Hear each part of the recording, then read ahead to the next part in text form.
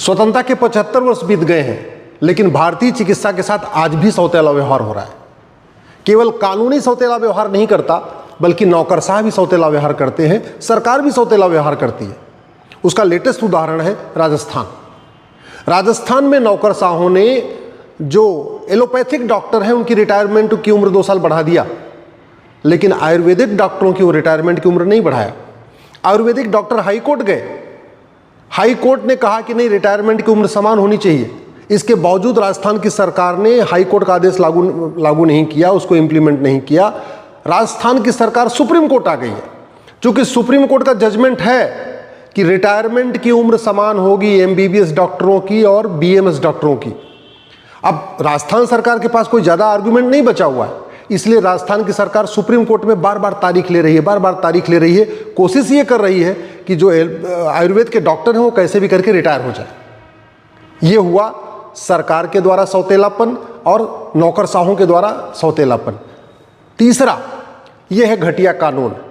1954 में बना था ड्रग एंड मैजिक एक्ट, 1954 में। इसके पहले अंग्रेजों ने बनाया था और हमारे कांग्रेस की सरकार ने उसी अंग्रेजों वाले कानून को उसको कॉपी पेस्ट करके आगे बढ़ा दिया।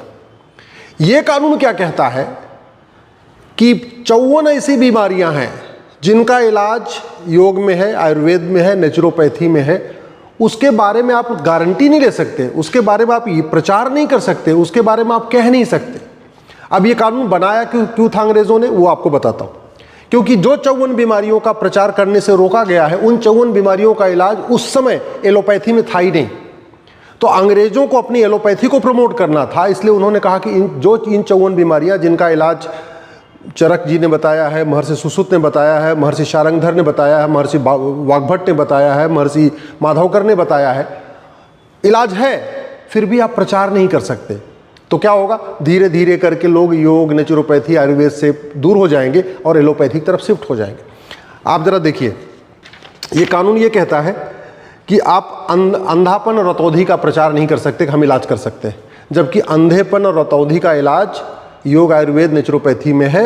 महर्षि चरक, सुश्रुत, माधवकर, सारंगधर, भावप्रकाश ने बताया है।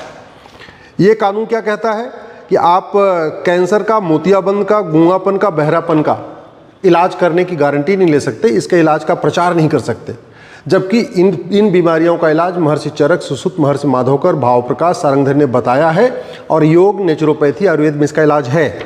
ये कानून क्या कहता है कि डायबिटीज़ का इलाज करने की आप गारंटी नहीं ले सकते, आप ये नहीं कह सकते हम डायबिटीज़ का इलाज करेंगे, जबकि डायबिटीज़ का इलाज केवल और केवल योग, आयुर्वेद, नेचुरोपैथी में है। बाकी और जो